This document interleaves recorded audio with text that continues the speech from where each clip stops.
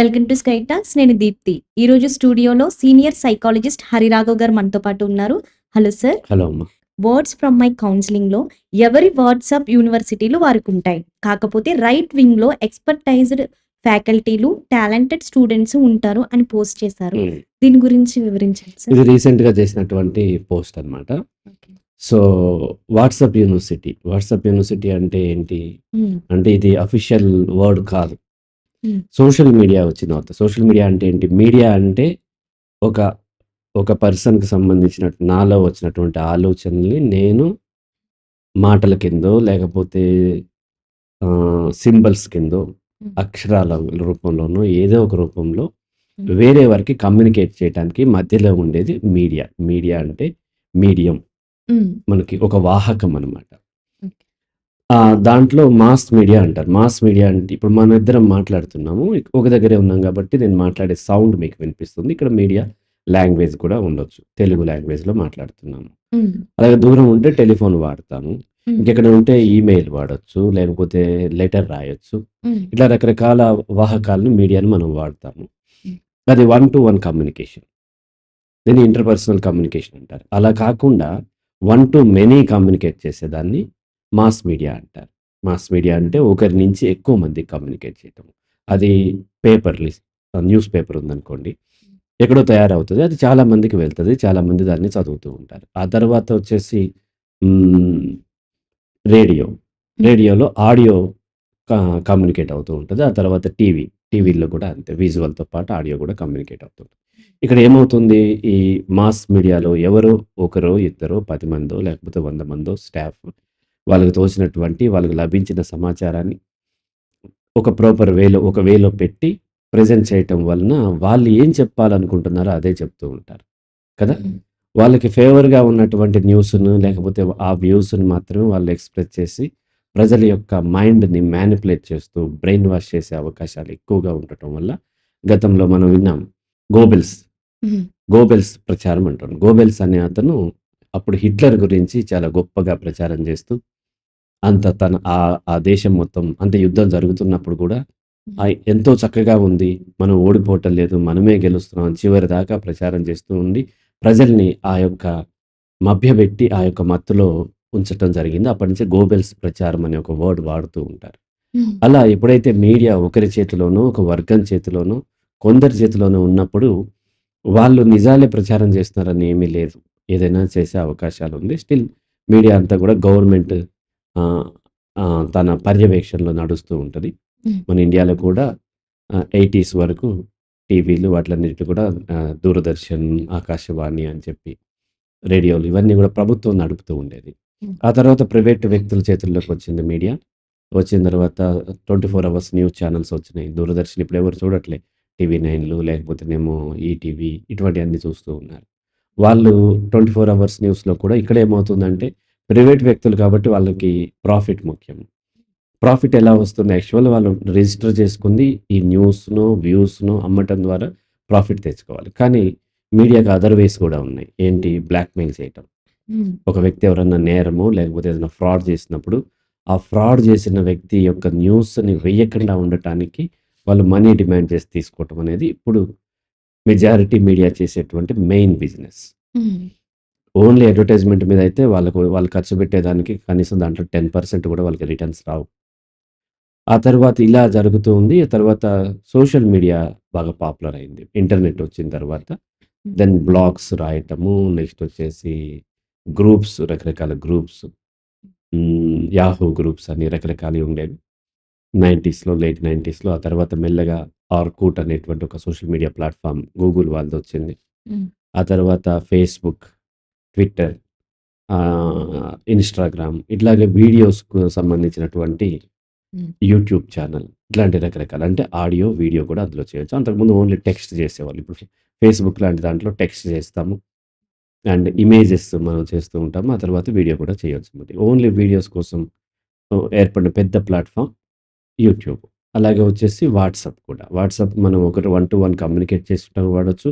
అలాగే వచ్చేసేసి గ్రూప్స్ కూడా పెట్టుకొని వాట్సాప్ గ్రూప్లో కమ్యూనికేట్ చేయొచ్చు. ఇక్కడ ఏమవుతుంది, ఇంతకుముందు మనము ఈ మాస్ మీడియాలో చూసినట్లయితే ఎవరు ఆ జర్నలిస్టులు ఎవరైతే ఉన్నారో హ్మ్. వాళ్ళు ప్రజలకు చెప్పేవాళ్ళు. ప్రజల పాత్ర లేదు. ప్రజలు జస్ట్ విని చప్పట్లు కొట్టడమే.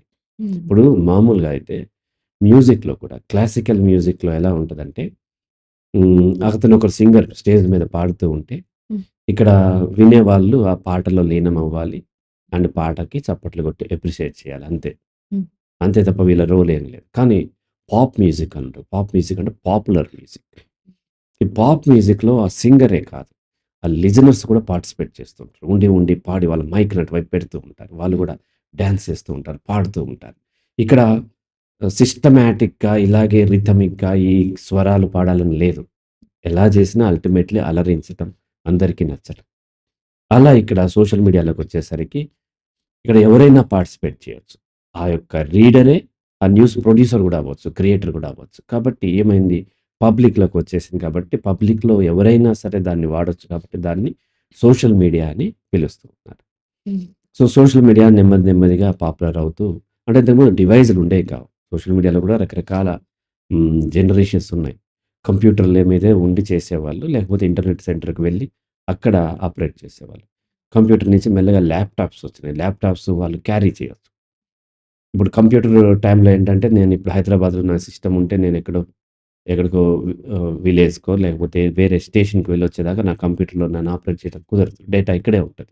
దాన్ని లోడ్ చేయాలన్నా కష్టం. ఆ తర్వాత ల్యాప్‌టాప్స్ వచ్చినాయి. ల్యాప్‌టాప్స్ వచ్చేసరికి దాన్ని నేను క్యారీ చేయొచ్చు. అయితే అక్కడ ఇంటర్నెట్ కనెక్షన్ ఉండాలి. ఆ తర్వాత వైఫై వచ్చింది. ఆ తర్వాత స్మార్ట్ ఫోన్స్ వచ్చినాయి. 2008 ఆ తర్వాత స్మార్ట్ ఫోన్స్ బాగా పాపులర్ అయినాయి. స్మార్ట్ ఫోన్స్ వచ్చిన తర్వాత ఈ సోషల్ మీడియా ప్లాట్‌ఫార్మ్స్ చాలా పెరిగినాయి. అందులో బాగా పాపులర్ అయింది వాట్సాప్. హ్మ్. ఈ వాట్సాప్ అనేది ఈజీగా ఇన్‌స్టాల్ చేసుకోవటం, ఈజీగా ఆపరేట్ చేయటం. దాంట్లో మనము వన్ టు వన్ చాట్ చేయొచ్చు, ఫోన్ కాల్ మాట్లాడొచ్చు. అండ్ గ్రూప్స్ పెట్టుకొని మనం డిస్కస్ చేయొచ్చు. ఒకరికి సంబంధించిన సమాచారాన్ని వాళ్ళకి లభించిన అంటే వాట్సాప్‌లో లభించిన సమాచారాన్ని వేరే వాళ్ళకి ఫార్వర్డ్ కూడా చేయొచ్చు. హ్మ్. ఈ వాట్సాప్ ఎక్కువ మంది జనం వాడుతూ ఉంటారు. ఆ వాట్సాప్‌ని ఇప్పుడు ఫేస్‌బుక్ కంపెనీ మెటా వాళ్ళే కొనేసుకున్నారు. అయితే ఈ వాట్సాప్ అనేది అందరికీ అందుబాటులో ఉండటం వల్ల, ఈ వాట్సాప్‌లో ఒకరి నుంచి ఒకరు సమాచారం ఫార్వర్డ్ చేసుకుంటూ ఉన్నారు. అయితే ఈ ఫార్వర్డ్ చేసేటప్పుడు ఈ అంటే సోషల్ మీడియా వచ్చిన తర్వాత ఇప్పుడు మెయిన్ స్ట్రీమ్ మీడియా ఏదైతే ఉందో, వాళ్ళు మ్యానిపులేట్ చేసి బ్రెయిన్ వాష్ చేసే వాళ్ళకి కుదరదు కదా! అక్కడి నుంచి. కాబట్టి వాళ్ళు కూడా సోషల్ మీడియాలోకొస్తారు. సోషల్ మీడియాలో ఇబ్బంది ఏంటి అనంటే, సోషల్ మీడియాలో ఆల్గోరిథమ్ ఉంటది. లాట్ ఆఫ్ ఇన్ఫర్మేషన్ ఉంటది. ఇంత ఇన్ఫర్మేషన్ మీరు చూడలేరు. హ్మ్. ఇప్పుడు ఆ ఈనాడు పేపర్ వస్తే, ఈనాడు పేపర్ మొత్తం మీరు చూడగలుగుతారు. కానీ ఇక్కడ అట్లా కాదు. చాలా మిలియన్స్ ఆఫ్ న్యూస్ ఉంటాయి. ప్రతి దేశానికి సంబంధించి, ప్రతి ప్రాంతానికి సంబంధించి, ప్రతి రంగానికి సంబంధించినటువంటి న్యూస్ ఉంటాయి, వీడియోస్ ఉంటాయి, వ్యూస్ ఉంటాయి. వాళ్ళ యొక్క వ్యూస్ అంటే వాళ్ళ యొక్క విశ్లేషణలు ఉంటాయి. సో, ఇవన్నీ ఒక మనిషి చూడటానికి సాధ్యపడదు కాబట్టి, సెలెక్టివ్‌గా వాళ్ళకేం గావాలో అది సెలెక్ట్ చేసి పంపిస్తూ ఉంటుంది. మీకేదైతే ఇంట్రెస్ట్ ఉందో, ఇప్పుడు మీరు జర్నలిజంలో ఉన్నారు. కాబట్టి జర్నలిజం రిలేటెడ్ న్యూస్ అవి పంపిస్తది. అలా గాకుండా వంటలు చేసే ఇంట్రెస్ట్ ఉన్న వాళ్ళకి, ఆ వంటల గురించి. ఇంకొకరెవరో ఫిట్‌నెస్ సాధించాలనుకుంటే, ఆ జిమ్ సంబంధించినవో, లేకపోతే బయట వాకింగ్ చేస్తే ఎలా చేయాలి, ఏంటి, ఇటువంటి. ఇంకొకరు మ్యూజిక్‌లో ఇంట్రెస్ట్ ఉంటే, ఆ ఇన్‌స్ట్రుమెంట్స్ గురించి, ఆ మ్యూజిషియన్ గురించి, వాటి గురించి ఎక్కువగా వాళ్ళ యొక్క టైమ్ లైన్ అంటే వాళ్ళ వ్యూకి వస్తూ ఉంటాయన్నమాట. అలా ఆల్గోరిథం సెట్ చేయబడతది. హ్మ్. అయితే ఇక్కడ ఏమవుతుంది అంటే, మనకిక్కడ ఒకసారి ఈ ఆల్గోరిథం ఏంటంటే, అనవసరంగా వేరేది చూపిస్తే మీరు చూడరు. హ్మ్. కదా! మీ మీ మీ యొక్క వ్యూస్‌లోకి మీకు సంబంధం లేనిది వచ్చింది. సపోజ్ షేర్ మార్కెట్ పడిపోతుందని వచ్చింది. మీకు సంబంధం లేదు. మీరు దాన్ని చూసే అవకాశం లేదు కాబట్టి, ఈ సోషల్ మీడియా ప్లాట్‌ఫార్మ్స్ ఏం చేస్తాయంటే, ఎవరికి వాళ్ళకి వాళ్ళ యొక్క యాటిట్యూడ్, వాళ్ళ యొక్క ఇంట్రెస్ట్, వాళ్ళ యొక్క అవసరాలను బట్టి అది మాత్రమే చూపించే ప్రయత్నం చేస్తూ ఉంటుంది. అలా చూపించేటప్పుడు ఒక ప్రమాదం ఏమవుతుందంటే, అది తప్ప వేరేది చూడము. హ్మ్. వేరేది చూడకపోయేసరికి మనకు నచ్చిందే కనిపిస్తుంది. సపోజ్ ఇప్పుడు ఆంధ్రాలో తీసుకున్నట్లయితే 'పవన్ కళ్యాణ్' 'జగన్మోహన్ రెడ్డి' మధ్య కాన్ఫ్లిక్ట్. లేకపోతే తెలుగుదేశము, 'జగన్మోహన్ రెడ్డి' పార్టీ మధ్య కాన్ఫ్లిక్ట్. హ్మ్. ఈ 'పవన్ కళ్యాణ్‌ని' ఇష్టపడే వాళ్ళు 'జగన్మోహన్ రెడ్డి' గురించి పాజిటివ్‌గా వచ్చే న్యూస్‌ని వాళ్ళు ఇష్టపడరు. అవును. కాబట్టి వాళ్ళు ఎక్కువ క్లిక్ చేయరు. కానీ 'పవన్ కళ్యాణ్' గురించి ఏం చేసినా సరే పాజిటివ్‌గా వచ్చేది ఎక్కువ ఇష్టపడతారు. 'జగన్మోహన్ రెడ్డి' గురించి నెగెటివ్‌గా వచ్చేది వీళ్ళు ఇష్టపడతారు. అలాగే 'జగన్మోహన్ రెడ్డిని' ఫాలో అయ్యే వాళ్ళకి 'జగన్మోహన్ రెడ్డి' గురించి పాజిటివ్‌గా వచ్చేదే ఇష్టపడతారు. హ్మ్. 'పవన్ కళ్యాణ్' గురించి నెగెటివ్‌గా ఉన్నాయన్ని చూస్తూ ఉంటారు. కాబట్టి సోషల్ మీడియా ఏం చేస్తది? దాన్ని కేటగరైజ్ చేసి వీళ్ళు జగన్మోహన్ రెడ్డిని ఫాలో అవుతారు కాబట్టి అతని పాజిటివ్స్ అండ్ పవన్ కళ్యాణ్ లేకపోతేనేమో చంద్రబాబు నాయుడు వీళ్ళ నెగెటివ్స్ వాళ్ళకి కనిపించేలాగా చేస్తుంది. అలాగే వీళ్ళకేం చేస్తుంది Pawan Kalyan positives and Jaganmohan Reddy negatives ఇవి చూపించేలాగా చేస్తూ ఉంటుంది. దానివల్ల ఏమవుతుందంటే ఆ రిపీటెడ్లీ అది చూడటం వల్ల వాళ్ళ ఈగో మరింత బలపడుతుంది. ఓకే. మనం ఏదైతే రిపీటెడ్లీ ఎక్స్పోజ్ అవుతుంటామో దాన్ని యాక్సెప్ట్ చేసేస్తాము. దానికి విరుద్ధంగా వచ్చిన వెంటనే యాక్సెప్ట్ చేయలేం. ఉదాహరణకు ఒక పాప పుట్టి పెరిగే క్రమంలో హ్మ్. ఒక అతను వచ్చి ఆహా! ఈ పాప ఎంత అందంగా నవ్వుతుంది అన్నాడు. హ్మ్. నిజానికి ఆ పాప ఫాదర్‌తోని అతనికేదో పనుంది. అందుకని పొగిడాడు. హ్మ్. తర్వాత రెండో వ్యక్తి, మూడో వ్యక్తి, నాలుగో వ్యక్తి అట్లా ఒక 15 మంది ఆహా! ఈ పాప ఎంత అందంగా నవ్వుతుంది అన్నారు. 16వ వ్యక్తిగా మీరొచ్చారు. వచ్చి మీరేమన్నారంటే ఈ పాప ఏమి అంత అందంగా నవ్వట్లేదు. హ్మ్. అందరిలాగానే నార్మల్‌గా ఉంది. ఎందుకిలా పొగుడుతారు అన్నారు. మీరు చెప్పింది నిజం. ఆ! ఇప్పుడు నిజం చెప్పారని మీ పట్ల హ్యాపీగా ఫీల్ అవుతదా? లేదంటే వాళ్ళకి విరుద్ధంగా చెప్పినందుకు కోపం తెచ్చుకుంటదా? కోపమే తెచ్చు కోపమే తెచ్చుకుంటది. ఈ చిన్న ఎగ్జాంపుల్ చాలు మనకి సోషల్ మీడియా ఇన్‌ఫ్లుయెన్స్‌లో మనం ఎలా పడిపోతామనేది. హ్మ్. రిపీటెడ్‌లీ మన ఈగో సాటిస్ఫై చేసేవి రిపీటెడ్‌లీ వందల వేలు న్యూస్ వచ్చిన తర్వాత హ్మ్. దాన్ని బ్రేక్ చేస్తూ నిజం వచ్చినా మనం యాక్సెప్ట్ చేయలేం. కాబట్టి ఈ పొలిటికల్ పార్టీస్ కానీ, కార్పొరేట్స్ కానీ, ఈ సంస్థలు ఏవైతే ఉన్నాయో మైండ్ మ్యానిపులేట్ చేయటం. దీన్ని ఏమంటారంటే హ్మ్. బ్రెయిన్ వాషింగ్ అంటారు. రకరకాల పేర్లతో వాడుతూ ఉంటారు. బ్రెయిన్ వాష్ చేస్తూ ఉంటారు. రిపీటెడ్‌లీ నువ్వు ఏదైతే నమ్ముతున్నావో అది చాలా గొప్పది అంటూ వాళ్ళకి రావటము, దాన్ని ప్రమోట్ చేయటము. వాళ్ళకి సంబంధించిన చిన్న సక్సెస్‌ని కూడా పెద్దగా గ్లోరిఫై చేసి, ఎగ్జాగరేట్ చేసి చూపించటము. వాళ్ళ అపోజిట్ వర్గానికి సంబంధించి చిన్న ఫెయిల్యూర్ కూడా దాన్ని చాలా హ్మ్, తగ్గిచ్చేసి, చాలా పెద్ద ఫెయిల్యూర్ అన్నట్టుగా ఎగ్జాగరేట్ చేసి చూపించడం చేస్తూ ఉంటారు. అన్ని పార్టీలు చేస్తూ ఉంటాయి. హ్మ్. ఈ క్రమంలో రైట్ వింగ్ అన్న దాని గురించి కూడా తెలుసుకోవాలి. రైట్ వింగ్ అంటే ఏంటి? ఇక రైట్ వింగ్, లెఫ్ట్ వింగ్ అని వాడుతూ ఉంటారు పొలిటికల్ దాంట్లో. ఎందుకిలా వాడతారంటే లాజికల్లీ ఏమీ లేదు. హ్మ్. ఇంగ్లాండ్‌లో పార్లమెంట్‌లో ఒక భావజాలం ఉన్నవాళ్ళు లెఫ్ట్ సైడ్‌న, ఒక భావజాలం ఉన్నవాళ్ళు రైట్ సైడ్‌న కూర్చునేవాళ్ళు. హ్మ్. సో, రైట్ సైడ్ కూర్చునే వాళ్ళని రైట్ వింగ్ అంటారు. లెఫ్ట్ సైడ్ కూర్చొని లెఫ్ట్ వింగ్ అంటారు. అలా పాపులర్ అయిందని చెప్తూ ఉంటారు. ఇంకా వేరే థియరీస్ కూడా ఉండొచ్చు. హ్మ్. ఎవరు ఈ లెఫ్ట్ వింగ్ అంటే లెఫ్ట్ వింగ్ అనేవాళ్ళు యూజువల్లీ కమ్యూనిస్టులు, సెక్యులరిస్టులు, ఎథీస్టులు, రేషనలిస్టులు. వీళ్ళు వీళ్ళకి ఒక, ఒక దేశం యొక్క బోర్డర్స్, ఒక మతం యొక్క బోర్డర్స్ ఉండవు. విశ్వం మొత్తము, సమాజం మొత్తము అట్లాగే వచ్చేసి దేశాలన్నీ కూడా ఎర్త్ మొత్తం ఒకటే అన్నట్టుగా ఫీల్ అవుతూ ఉంటారు. హ్మ్. కులమత భేదాలు, ఆధిపత్య భావజాలము ఉండదు. ఉండకూడదు. ఉండదా వాళ్ళకంటే తర్వాత ఇండివిడ్యువల్ వేరియేషన్ ఉండొచ్చు. ఉండనటువంటి సిద్ధాంతాలు ఉండేవాళ్ళని లెఫ్ట్ వింగ్ అంటారు. రైట్ వింగ్ అనేవాళ్ళు వీళ్ళు కన్జర్వేటివ్ అంటే కాస్త ఛాందసవాదం అంట. ఛాందసవాదం అంటే ఏంటంటే పూర్వపు రోజులు చాలా గొప్పవి మనవి. అది ఫాలో అయితే గొప్పగా మన యొక్క లైఫ్ ఉంటుంది. హ్మ్. అండ్ మన జాతి గొప్పది, మన కులం గొప్పది, మన మతం గొప్పది, మన దేశం గొప్పది. మన రంగు స్కిన్ టోన్ కూడా గొప్పవాళ్ళు. ఈ వైట్స్ అందరు గొప్పవాళ్ళు. లేకపోతేనేమో మన ఫేషియల్ ఫీచర్స్ ఉన్నవాళ్ళు గొప్ప. అంటే ఈగోతో కలిసి ఉంటది. తనకు సంబంధించింది గొప్పది అని నమ్మే వాళ్ళని హ్మ్. రైట్ వింగ్ అంటారు. రైట్?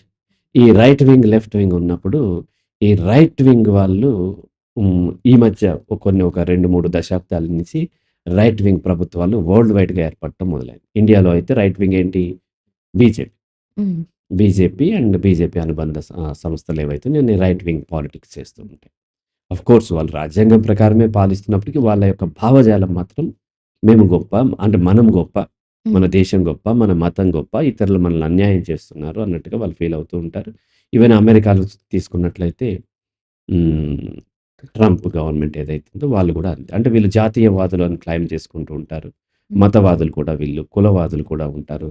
రేసిస్ట్‌లు కూడా అయ్యుంటారు. అందుకనే ఫస్ట్ టైమ్ ట్రంప్ గవర్నమెంట్ వ్యతిరేకంగా ఆ బ్లాక్స్‌ని ఎవరినో కాలు కింద పెట్టి చనిపోతే అప్పుడు ఒక రెవల్యూషన్ వచ్చి ట్రంప్‌కి వ్యతిరేకంగా ఆహ్, డెమోక్రటిక్ పార్టీ గెలిసింది. హ్మ్. సో, వీళ్ళలో రేసిజం కూడా ఉంటూ ఉంటుంది. కులవాదం ఉంటూ ఉంటుంది. అండ్ జాతీయవాదం గూడా ఉంటుంది. అయితే ఏది దేశము అనే డెఫినిషన్‌లో ఒక్కొక్కరికి తేడా. జాతీయవాదం అందరికుంటుంది. డెఫినిషన్‌లో వాళ్ళు దేశాన్ని, వాళ్ళ వర్గాన్నే దేశం అనుకుంటారు. హ్మ్. లేదా వాళ్ళ పూర్వీకుల నుంచి వచ్చేదని దేశం అనుకుంటారు. సో, కాబట్టి ఈ రైటిస్టులు, లెఫ్టిస్టులు ఉన్నప్పుడు రైటిస్టులు తమకు ఓట్లు పడటం కోసం తమ తమ యొక్క భావజాలాన్ని ఇలా మ్యానిపులేట్ చేస్తూ ఎక్కువగా ప్రచారం చేస్తుంటారు. కాబట్టి రైటిస్టుల యొక్క ప్రచారం చేస్తే నమ్మే వాళ్ళని వాట్సాప్ యూనివర్సిటీ నుంచి వచ్చారు అంటారు. యూనివర్సిటీ అంటే ఏంటో కూడా ఇక్కడ మనం తెలుసుకోవాలి. యూనివర్సిటీ అంటే విశ్వవిద్యాలయం. మనము అక్కడికి వెళ్ళి చాలా రీసెర్చ్ చేయొచ్చు. అక్కడ జాయిన్ అయ్యి ఫర్దర్ చదువుకోవచ్చు. చాలా నాలెడ్జ్ అండ్ చాలా మనకి ఎన్‌లైట్ అయ్యే అవకాశాలు ఉండేటువంటి వాటిని యూనివర్సిటీస్ అంటారు. పూర్వపు రోజుల్లో కూడా మనకి Nalanda university, Takshashila university, Nagarjuna university హ్మ్. ఇటువంటి అన్ని పేర్లు ఉండేవి. ఆ తర్వాత మనకొచ్చేసి మామూలుగా ఉస్మానియా యూనివర్సిటీ, ఆంధ్ర యూనివర్సిటీ, అట్లాగే వచ్చేసి central university, Hyderabad university, Pondicherry university ఇట్లా వస్తూ ఉన్నాయి. సో, యూనివర్సిటీస్ అంటే మనం సహజంగా యూనివర్సిటీలో ఏంటంటే ఒక సైంటిఫిక్ మెథడ్‌లో స్టడీ చేస్తాం. హ్మ్. అలా అంటే మనం ప్రతీదీ రీజన్ తెలుసుకొని హ్మ్. కన్ఫర్మేషన్‌తోనే లాజికల్ స్టడీ ఉంటుంది. కానీ ఈ లాజిక్ లేకుండా బలంగా నమ్ముతూ వాదించటాన్ని ఇదొక యూనివర్సిటీ. దీన్ని వాట్సాప్ యూనివర్సిటీ అని పేరు పెట్టారు. హ్మ్. అంటే అసలు ఏమీ పట్టించుకోవట్లేదు. ఏ లాజిక్‌ని వాళ్ళు పట్టించుకోవట్లేదు. వాళ్ళని నమ్మిందే బలంగా వా వాదిస్తూ, దబాయిస్తూ ఉన్నారు. లేదంటే హర్ట్ అవుతూ ఉన్నారు. అట్లాంటి భావజాలం ఉన్న వాళ్ళని వాట్సాప్ యూనివర్సిటీ నుంచి వచ్చారు. వాళ్ళని ఆ గ్రూప్స్‌లో ఎక్కువగా ప్రమోట్ చేస్తూ ఉంటారు. ఇంకా నమ్మిస్తూ ఉంటారు. అయితే ఇక్కడేంటంటే కేవలం లెఫ్ట్ వింగ్ వాళ్ళు ఏమంటారంటే రైట్ వింగ్ వాళ్ళు మాత్రమే వాట్సాప్ యూనివర్సిటీలో చదువుకున్నారు అంటారు. హ్మ్. కానీ యాక్చువల్లీ లెఫ్ట్ వింగ్‌లో కూడా వాట్సాప్ యూనివర్సిటీ ఉంటది. దాని ఇంటెన్సిటీలో తేడా అవ్వచ్చు. హ్మ్. ఇక్కడ కూడా అంటే మనిషి యొక్క దీన్ని కాగ్నిటివ్ డిస్టార్షన్ అంటారు. అంటే తన ఈగోని సాటిస్ఫై చేసి వచ్చే న్యూస్‌కి ఆ వ్యక్తి ఎక్కువగా ప్రాధాన్యం ఇస్తాడు. అది రైట్ వింగ్ వాళ్ళు, లెఫ్ట్ వింగ్ వాళ్ళు కూడా ఇస్తారు.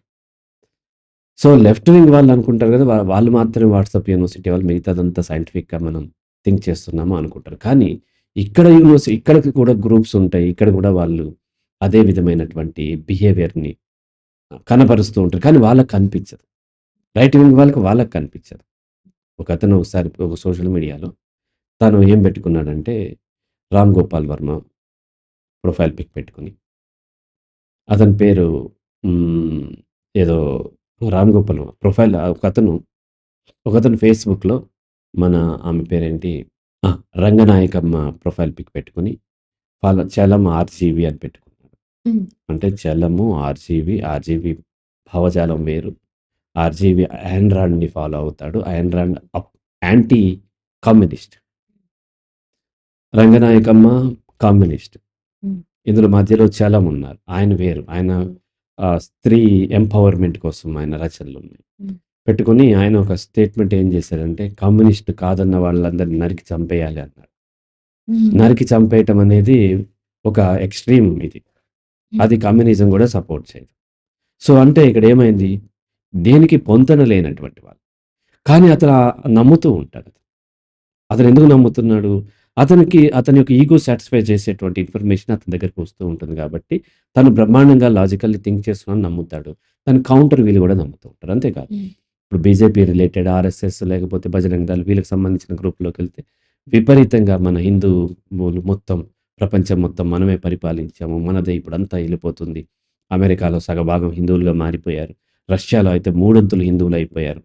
హ్మ్. ఇట్లా ఏవేవో చెప్తుంటారు. శ్రీలంకలో అయితే మనం ఇది చేసాము. మన వాళ్ళెళ్లి అక్కడ ఇది చేశారు, అది చేశారు.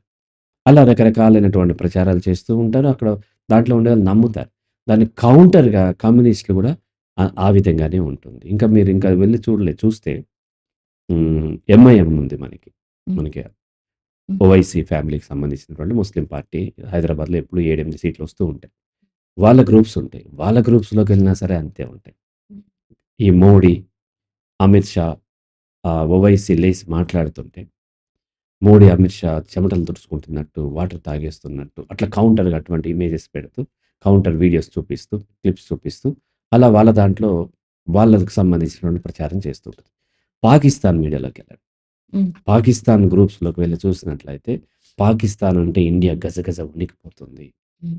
పాకిస్తాన్ అంటేనే ఇది అంత భయపడిపోతున్నారు వీళ్ళు. హ్మ్. ఇంకొక 20 ఇయర్స్‌లో పాకిస్తాన్ ఇండియా మొత్తం ఆక్రమించేసుకొని, ఒక అఖండ పాకిస్తానో ఏదో వచ్చేస్తది అన్నట్టుగా వాళ్ళు మాట్లాడుతుంటారు. హ్మ్. నేపాల్ ఎళ్లి చూడండి. నేపాల్‌లో మొత్తం మన రాముడు నేపాల్ వాడే, సీత నేపాల్‌దే, ఇండియన్స్ ఇట్లా చేశారు, అట్లా చేశారు.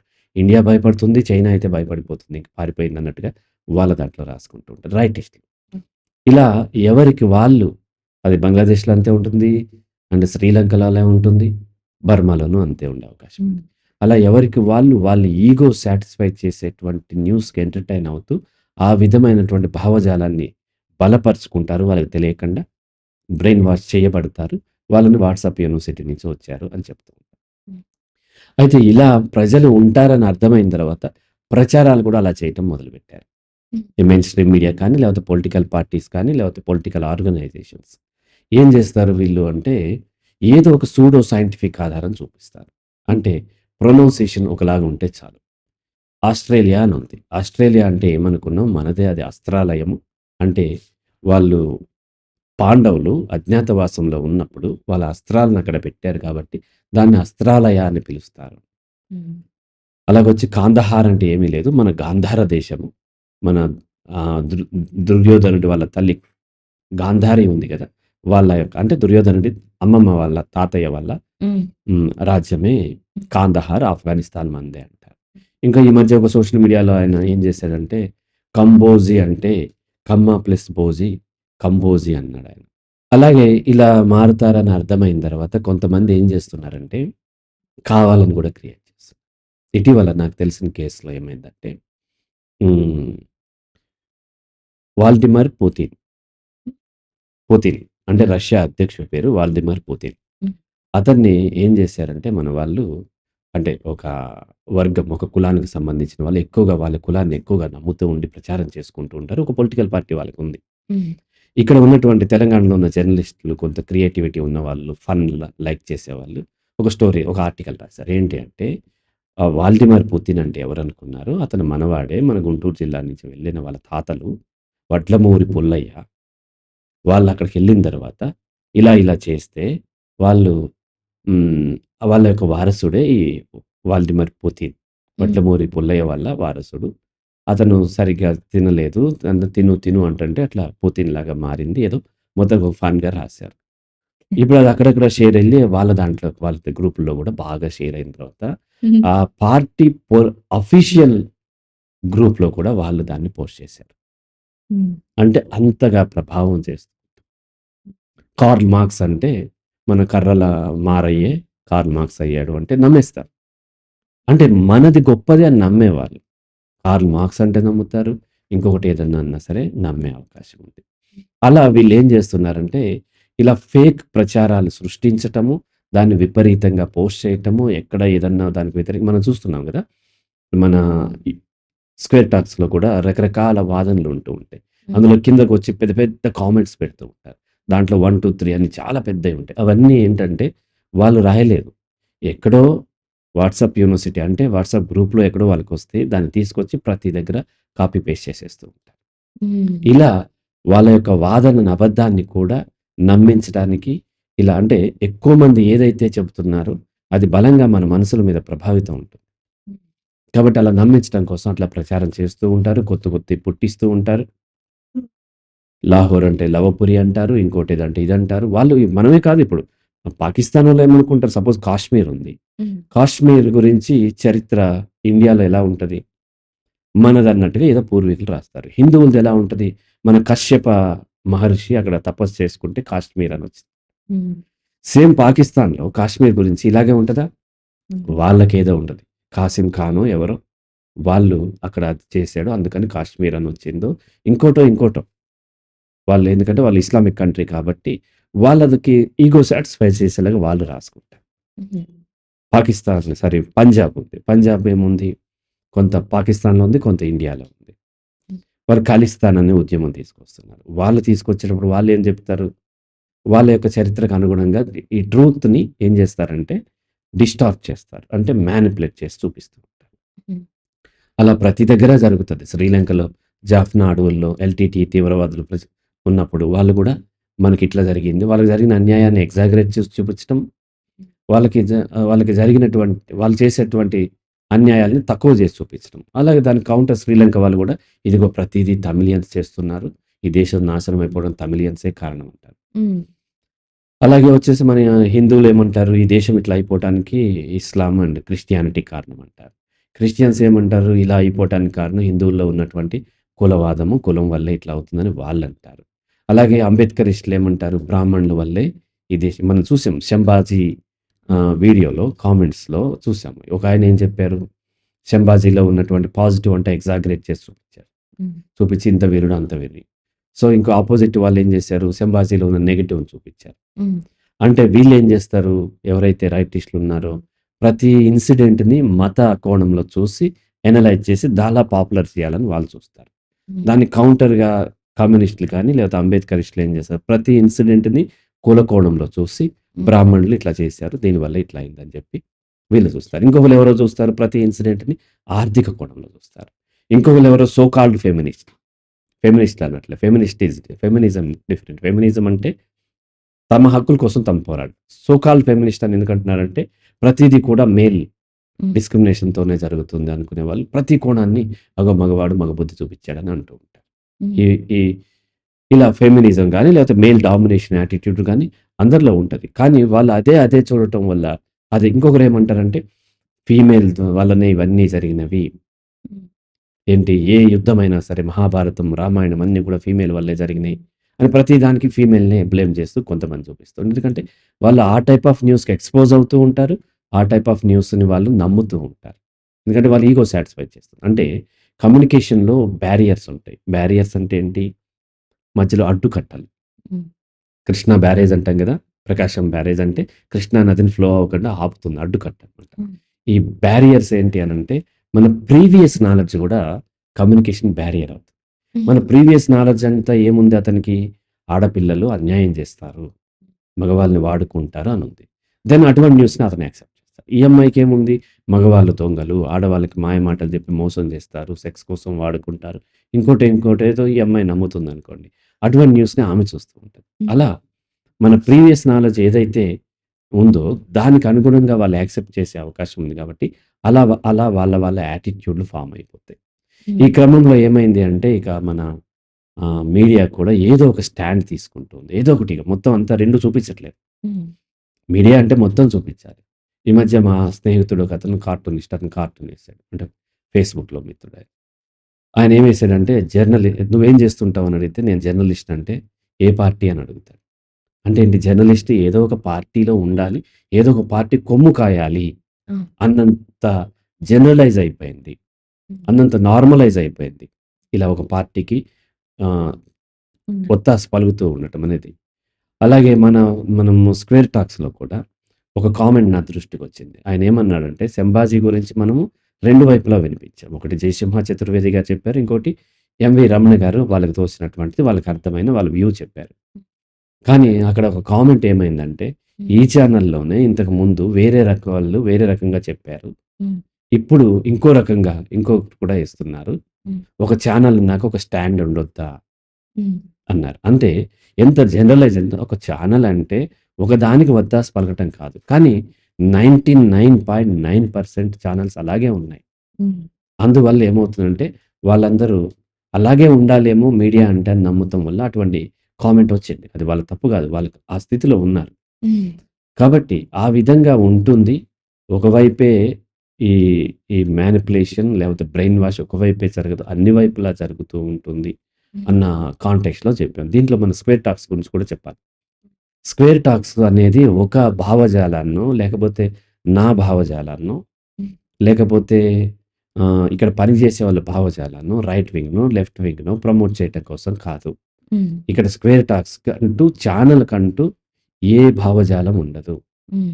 ఏ వ్యక్తి వచ్చినా వాళ్ళ యొక్క ఆలోచనల్ని, వాళ్ళ యొక్క భావజాలాన్ని, వాళ్ళ యొక్క నమ్మిన విధానాన్ని వాళ్ళు చెప్తూ ఉంటారు. హ్మ్. దాంట్లో వీలైనంత వరకు లాజికల్లీ విశ్లేషిస్తూ ఉంటాం. మరి మూఢ విశ్వాసాలు, ప్రజల్ని మోసం జేసి వాళ్ళని వాడుకునేవి ఆహ్, క కమర్షియల్, హ్మ్. ఎక్స్‌ట్రీమ్ లెవెల్ మత విశ్వాసాలు. మతాన్ని గౌరవిస్తాము, మతస్థుల్ని గౌరవిస్తాము. బట్ మూఢంగా చెప్పేటువంటి అంటే ఇప్పుడు మనము చేతబడుల్లాంటివి లేకపోతేనేమో బిర్యానీ ఆకు కాల్చేస్తే డబ్బులొస్తాయని చెప్పి బీరువాలో ఇది పెడితే డబ్బులొస్తాయి. లేకపోతే యాలుకలు పర్స్‌లో పెట్టుకుంటే డబ్బులొస్తాయి. ఇటువంటివి జ్యోతిష్యాలు లేకపోతేనేమో ఆ సూపర్ న్యాచురల్ పవర్ ఏదో ఉంటది. పైనుంచి కాస్మిక్ ఎనర్జీ వస్తది. లేకపోతే లా ఆఫ్ అట్రాక్షన్. హ్మ్. టెలిపతి ఇటువంటి మూఢ విశ్వాసాల వాటిని ఎన్ఎల్పి ఇటువంటి వాటిని మాత్రం మన దాంట్లో ప్రమోట్ చేయం. హ్మ్. ఒకవేళ అటువంటిది చెప్పటానికి వచ్చినా మనం లాజికల్ నేను అడుగుతాను తప్ప మిగతావి సామాజిక అంశాలు, అలాగే వచ్చేసి ఆర్థిక పరమైనటువంటి అంశాల గురించి, అలాగే వ్యక్తికి సంబంధించిన సైకాలజీ, ఫిలాసఫీ, హ్మ్. టెక్నాలజీ, హ్మ్. అలాగే కల్చర్, ఇంటర్నేషనల్ పాలిటిక్స్ అంటే జియో పాలిటిక్స్ అంటారు వాటి గురించి. ఇలా ఈ ప్రతి అంశాన్ని మనం లాజికల్లీ వీలైనంత వరకు వాళ్ళ చేత వాళ్ళని అడిగి తెలుసుకుని ఆ చర్చల్ని మనం పెడుతూ ఉంటాము. కాబట్టి ఈ ఛానల్ అనేది ఏదో ఒక స్టాండ్ తీసుకునేది కాదు. ఏ స్టాండ్ కూడా ఈ ఛానల్‌ది కాదు. ఆ స్పీకర్‌ది మాత్రమే అని ఒక క్లారిటీ ఇస్తున్నాం అనమాట. రైట్ ఓకే అమ్మా? సార్. Thank you sir. మీ విలువైన సమయాన్ని మాకు అందించినందుకు కృతజ్ఞతలు. చూసారు కదండీ! మరికొన్ని విశేషాలతో మళ్ళీ మీ ముందుంటాం. అంతవరకు సెలవు. నమస్తే.